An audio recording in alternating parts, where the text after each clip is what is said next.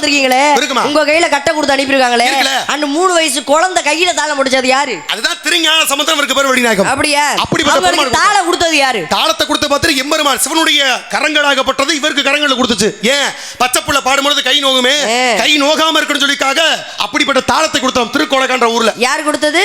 அதான் பெருமைக்குரிய இறைவனாகப்பட்ட கொடுத்தது சிவபெருமான். தாளம் கொடுத்தாங்க. எந்த தாளங்க கொடுத்தாங்க? முன்னாடி செய்யப்பட்ட தாளம் தான். அப்படியே ஒரு தாளம் தான். அந்த தங்க தாளத்துல எப்படி சத்தம் வரும்? அதான் இருக்குது. அவர் கொடுத்தது பாட்டுக்கு வாசிப்பதற்காக வெறுங்க. அப்படியே சரி, இது என்னங்க? எதுமா? அது என்னது? மகத யாழ் வரு. யாழ் எத்தனை வகைப்படும்? யாழ்கள்ல 4 வகை யாழ் இருக்கோடியா. இத எங்க போய் வாங்குறீங்க? வாங்கல, எனக்கு கொடுக்கப்பட்டது. யார் கொடுத்தது? பேரியாழ், சகோடையாழ், செங்கோட்டியாழ், மகதியாழ், மொத்தம் 4 வகை யாழ். சரி, எல்லாம் விட பெருமை கிடங்க.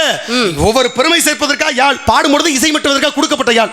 எங்க போய் வாங்குனீங்கன்னு கேட்டேன். அதான் யாழ்ப்பாணம் என்ற இடத்துல. யாழ்ப்பாணம் என்ற பேரு இந்த யாழை வாங்குனதுக்கு அப்புறம் வந்துச்சா இல்ல அதுக்கு முன்னாடியே இருக்கா? அதுக்கு முன்னாடி இருந்து வடிநாயகம். அப்படியே செய்யறனால யாழ்கள் செய்யக்கூடியனால அதுக்கு பேரு யாழ்ப்பாணம்னு ஒரு பேர். புராணம் எத்தனை சாமி? மொத்தம் 18 இருக்குமா? 18 புராணங்கள்.